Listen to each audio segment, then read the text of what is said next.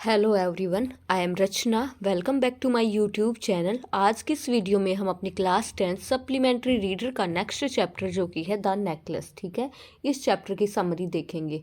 अब एक बात मैं आपको बता देना चाहती हूँ कि जो भी चैप्टर हो, हमें कोई भी चैप्टर, किसी भी चैप्टर की समरी रटना नहीं है, बल्कि चैप्टर के नाम से ही सब क्लियर हो जाता है कि इस चैप्टर में क्या है, ठीक है। तो चैप्टर का नाम क्या है? नेकलेस, ठीक है, हार। तो ये जो पूरी स्टोरी है, इस चैप्टर की स्टोरी, वो एक हार के ऊपर ही बेस्ड है कि कैसे क्या होता है। वो हम स्टोरी में मैं आपको समरी बताऊंगी। बाकी जो चैप्टर्स हैं उनकी समरी भी मैंने अपलोड कर दी है। अगर आपने अभी तक वीडियोस नहीं देखे हैं तो आप देख लेना। पोम के भी short answer type, long answer type questions with stanzas मैंने अपलोड कर दिए हैं, तो आप जाके वो वीडियोस भी देख सकते हो, एग्जाम के लिए हेल्पफुल रहेंगी। अच्छा, अब एक और मोस्ट इंपॉर्टेंट चीज़ कि आपको ना जो भी चैप्टर हो, आप कैसे कब क्वेश्चंस बना पाओगे, खुद से क्वेश्चंस बना के कब लिख पाओगे। अब मैं स्टोरी तो आपको बता दूंगी, आपका अच्छे से रिवीजन भी हो जाएगा, लेकिन इसमें जो मेन कैरेक्टर्स हैं, जो भी चैप्टर का थीम है, वो हमें पता होना चाहिए। अगर हमें ये पता होगा चैप्टर में मेन कैरेक्टर कौन है, किन किन के बारे में पूछा जा सकता है, चैप्टर का थीम क्या है, तो जो भी क्वेश्चन आएंगे हम इजीली उनको कर सकते हैं। तो चलिए शुरू करते हैं आज की इस वीडियो को, द नेकलेस, ठीक है। तो ये जो चैप्टर है, ये पूरा चैप्टर घूमता है ये यहाँ पे स्टोरी है एक लेडी की जिसका नाम था मिसेज मटिल्डा, ठीक है। मिसेज मटिल्डा नाम की एक लेडी थी जो कि बहुत ही खूबसूरत थी। वो एक कलर के परिवार में उनका जन्म होता है, लेकिन उसका सपन था कि उनकी ना शादी एक बड़े घराने में हो जाए और वो हमेशा ही ऐशो आराम की ज़िंदगी जीना चाहती थी, लेकिन ऐसा होता नहीं है। उनकी शादी हो जाती है, एक मामूली से कलर के साथ ही उनकी शादी हो जाती है। फिर वो उसके पास ये जो लेडी है मिसेस मटिल्डा, इनके पास था सब कुछ, किसी भी चीज़ की कमी नहीं थी। लेकिन कुछ होता है ना कि कुछ लोग होते हैं जिनको चाहे कुछ भी मिल जाए लेकिन सेटिस्फेक्शन नहीं होता है। हमारी लाइफ में सेटिस्फेक्शन का होना बहुत ही ज़रूरी होता है, ठीक है। तो इसी तरह की कुछ बात थी मिसेस मटिल्डा के पास। इनके पास था सब कुछ लेकिन सेटिस्फेक्शन नहीं था, और बिना सेटिस्फेक्शन के तो इंसान खुश रह ही नहीं सकता। तो ये कभी भी खुश नहीं रहती थी। इनके हस्बैंड थे, बहुत ही अच्छे इंसान थे, इससे मिसेस मटिल्डा से वो बहुत ही प्यार करते थे, लेकिन उनका नाम था मिस्टर लोइजल, ठीक है। यहाँ पे कैरेक्टर मिस्टर लोइजल और ये मिसेस लोइजल हो गई फिर शादी के बाद। जो मटिल्डा थी इनका मिसेस लोइजल, ठीक है। तो यहाँ वो जब इनके हस्बैंड तो कुछ भी, जैसे जो भी कुछ खाते थे, सूप भी पीते थे, तो वो बड़े खुश रहते थे, खुश मिजाज इंसान थे, उनको सब अच्छा ही लगता था। लेकिन ये फिर बैठ के सोचती रहती थी कि काश मैं तो ये खा रही होती, काश मैं ये खा रही होती। इसको हमेशा, इसके पास कपड़े भी अच्छे थे, जेवर भी थे, लेकिन उन सब से इसको सेटिस्फेक्शन नहीं था। इसको यही लगता था कि काश मेरे पास ये होता, काश ये मेरे पास ये होता, ठीक है। तो क्या होता है, एक दिन इसके हस्बैंड शाम को घर आते हैं और इसको एक इनविटेशन कार्ड दिखाते हैं।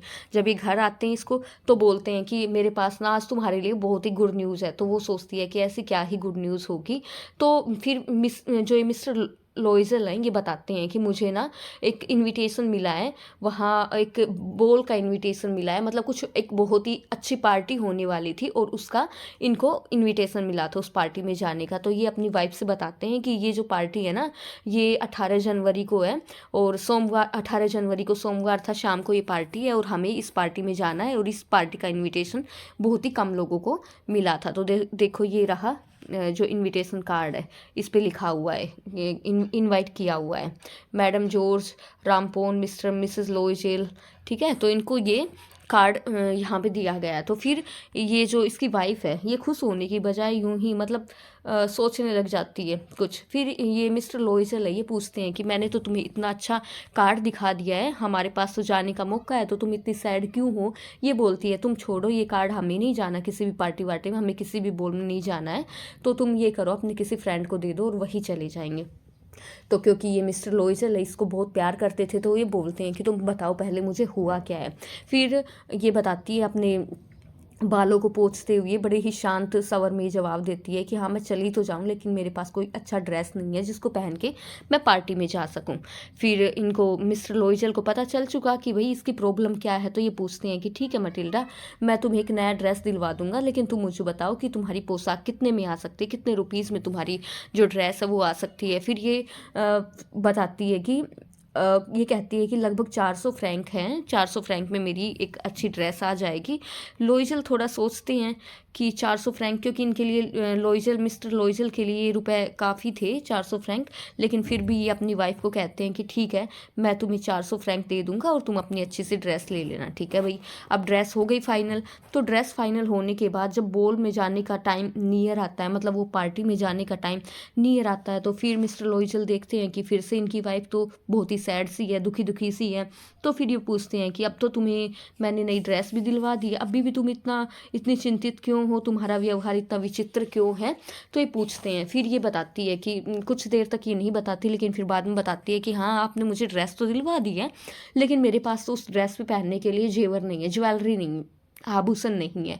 तो अब मैं क्या करूँ, मैं कैसे पार्टी में जाऊँगी, पार्टी में तो सब लोग अच्छी अच्छी ज्वेलरी पहन के आएंगे, तो मेरे पास तो कुछ है ही नहीं, तो मैं जाके क्या करूँगी। फिर मिस्टर लोइजल इसको बोलते हैं कि नहीं, तुम ना नेचुरल जो फ्लावर्स हैं इनसे बना के कुछ अच्छा सा बना के और वो पहन सकती हो। फिर ये बोलती है कि नहीं, ऐसे जो बहुत ही मतलब अमीर अमीर लोग वहाँ पे आएंगे, उनके बीच में मैं ऐसे बड़ी चीप लगूंगी, तो मैं ऐसा बिल्कुल भी नहीं करूँगी। फिर इनके हस्बैंड इसको बोलते हैं कि अच्छा चलो ठीक है, तुम ऐसा भी नहीं करोगी तो तुम जा सकती हो, तुम्हारी जो फ्रेंड है, इसकी फ्रेंड का नाम था मिसेस फॉरेस्टियर। ठीक है, तो ये इसके हस्बैंड कहते हैं, मिस्टर लोइजल कहते हैं कि ठीक है, तुम मैडम फॉरेस्टियर के पास जाओ, वो तो तुम्हारी बहुत ही अच्छी दोस्त है और बहुत ही धनी भी है, उनके पास तो बहुत अच्छी अच्छी ज्वेलरी होंगी, तुम उनके पास जाओ, वो तुम्हें कोई आभूषण तुम्हें उधार में दे देगी कुछ दिन के लिए। तो फिर ये मान जाती है, कहती है कि हाँ, आपने तो मुझे बहुत ही अच्छा आइडिया दिया है। फिर ये जाती है अपनी दोस्त के घर, अपनी दोस्त के घर में काफ़ी सारे जो ज्वेलरी थी वो देखती है। फिर इसको वहाँ पे एक ज्वेलरी पसंद आ जाती है, जो कि हीरो का एक बहुत ही अच्छा सा हार था। फिर ये अपनी दोस्त से, मैडम फॉरेस्टियर से कहती है कि क्या तुम मुझे ये एक दिन के लिए उधार दे सकती हो, मुझे किसी पार्टी में पहनना है। इस तरह से ये अपनी बात उसके सामने बताती है। फिर वो बोलती है कि कोई बात नहीं, तुम आराम से पहन सकती हो, तुम ले जा सकती हो। इस तरह से ये फिर हैप्पी हो जाती है और अपनी फ्रेंड के गले लगती हैं। फिर आ जाता है भाई बॉल वाला टाइम। उस दिन का टाइम आ जाता है जिस दिन ये इनका कुछ मतलब जो कार्यक्रम था, नृत्य जो समारोह था, वो टाइम आ जाता है। फिर ये और मिस्टर लोइजल, मिसेस लोइजल, मतलब ये जो मटिल्डा है, ये वहाँ उस पार्टी में जाते हैं। तो जैसा इसने चाहा था कि लोग इसकी तरफ देखें, लोग इसकी प्रशंसा करें, ये वहाँ खूब मज़े करे, गाए खाए पिए, सब होता है, सब कुछ होता है कि वहाँ खूब मज़े करती है। वहाँ पे इसको सब लोग इसकी तरफ देखते भी हैं, सब लोग इससे पहले बात भी करते हैं, जैसे ये यही सोचती थी कि कोई मुझे अमीर समझ के और मुझसे बातें करे। तो सब कुछ ऐसा ही होता है, इसके जैसा इसने चाहा था वैसा ही होता है। फिर क्या होता है कि सुबह के 4 बज गए थे, वो फिर घर के लिए रवाना होते। घर के लिए जब वो आते हैं तो क्योंकि सर्दी का टाइम था, तो इसके हस्बैंड मिस्टर लोइजल इसके कंधे पे एक शॉल डाल देते हैं। तो वो शॉल ना, वो बहुत ही पुराना, मतलब इतना ज़्यादा अच्छा नहीं था इसके विचार में। तो ये कहती है कि ये वहाँ से ना तुरंत चलने की जिद करती है, कि वो जल्दी से वहाँ से निकलना चाहती है, क्योंकि वो चाहती है कि जो अन्य जो लेडी हैं, उन्होंने तो इतने अच्छे अच्छे शॉल ओढ़ रखे हैं, तो ये चाहती है कि जल्दी से यहाँ से निकल ले, ताकि कोई भी इसको वहाँ पे देख ना पाए। इसके हस्बैंड बोलते हैं कि रुको, मैं घोड़ा गाड़ी बुला के लाता हूँ, लेकिन ये मानती नहीं है। वहाँ से चलते हैं, फिर ये घोड़ा गाड़ी की तलाश करना शुरू करते हैं, लेकिन वहाँ फिर कुछ मिलता नहीं है। थोड़ी देर तक ये पैदल चलते हैं, फिर इनको बाद में एक पुरानी गाड़ी मिल जाती है, जो कि पेरिस में रात को वो गाड़ी दिखाई देती है, वैसी गाड़ी इनको मिल जाती है। फिर ये अपने घर पे पहुँचते हैं। ठीक है, अब घर पहुँचने के बाद मटिल्डा चाहती है कि चलो एक बार मैं देख लेती हूँ कि मैं पार्टी में कैसी लग रही थी। तो वो शीशे के सामने जाती है। जैसे ही वो शीशे के सामने जाती है, वो एकदम से चिल्लाती है। तो जब वो चिल्लाती है, तो अब उसके हस्बैंड भी अपने कपड़े क्लोथ चेंज कर रहे थे। मटिल्डा चिल्लाती है कि ओ, मेरा तो हार गायब हो गया। फिर ये पूरी बात बताती है कि देखो, ये वो हार है और मेरा हार अभी मुझे मिल नहीं रहा है। तो इसके हस्बैंड बोलते हैं कि क्या तुमने जिस गाड़ी में हम आए थे उसके नंबर नोट किए थे क्या? तो ये बोलती है कि नहीं, मैंने तो किसी भी गाड़ी के नंबर भी नोट नहीं किए थे, मुझे नहीं पता है कुछ भी। तो फिर इसके हस्बैंड बोलते हैं कि चलो ठीक है, तुम रुको और मैं देख कर आता हूँ। तो जहाँ से ये पैदल चले थे उसी जगह पे इसके हस्बैंड वापस से जाते हैं, मिस्टर लोइजर वापस से जाते हैं, देख के आते हैं। फिर कहते हैं कि कहीं भी, लेकिन इनको कहीं भी वो हार मिलता ही नहीं है। फिर ये इसके हस्बैंड बोलते हैं कि ठीक है, तुम अब एक काम करो, तुम अपनी फ्रेंड को ना एक लेटर लिख दो जिसमें कि लिख दो कि वो जो हार था उसका बॉक्स टूट गया है और हम रिपेयर करा के वो आपको वापस दे देंगे। तो ये ऐसा ही करती है कि हम 1 सप्ताह के बाद वापस कर देंगे। और क्योंकि वो हार की तो कहीं भी कोई भी खोज खबर लगी नहीं थी, मिस्टर लोइजल ने न्यूज़पेपर में उसके लिए इनाम की भी पेशकश कर दी थी कि जो भी बताएगा उसको हम इनाम देंगे।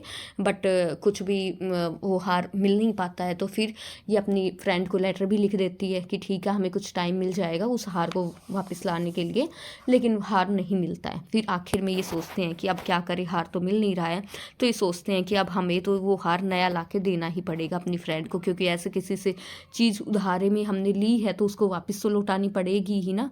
फिर वो बोलते हैं, वो बताती है कि एक दुकान है जिस पे कि मतलब उनको एक दुकान मिल जाती है जिस पे वो सेम टू सेम वैसा हार रखा हुआ था, लेकिन उसकी जो कीमत थी उस हार की वहाँ पे 40,000 फ्रैंक उसकी कीमत थी, जो कि इन लोगों के लिए बहुत ही ज़्यादा थी।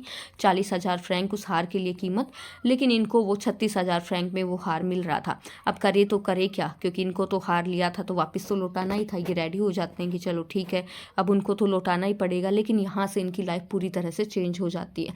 वो 36,000 फ्रैंक में वो हार खरीद लेते हैं।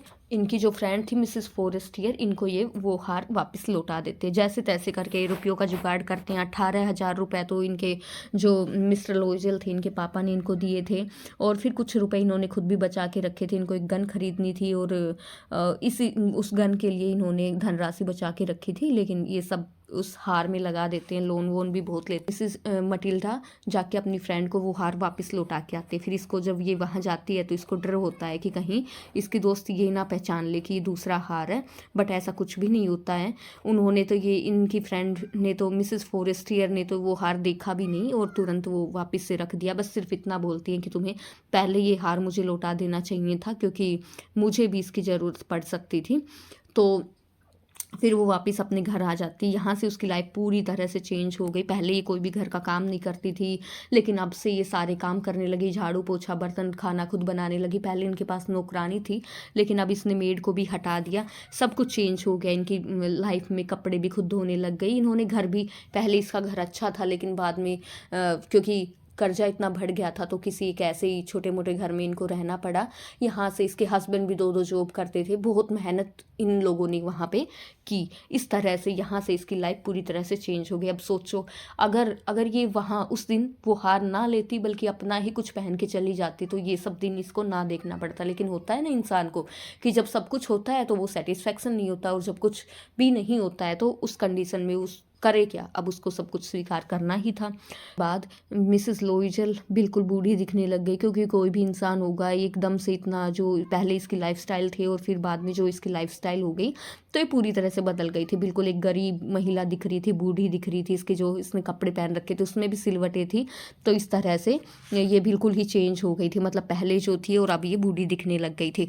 फिर ये क्या, एक दिन इसको वहाँ पे अपनी दोस्त मिलती है, कहीं किसी पार्क में इसको अपनी दोस्त वहाँ पे मिल जाती है। तो फिर ये बोलती है कि ये तो पहचान लेती है कि ये मैडम फोरेस्टियर है। तो फिर जाके वो उसको, अपनी फ्रेंड को गुड मॉर्निंग विश करती है, लेकिन वो इसको नहीं पहचान पाती है। फिर ये खुद बताती है कि मैं मिसेस लोइजल हूँ।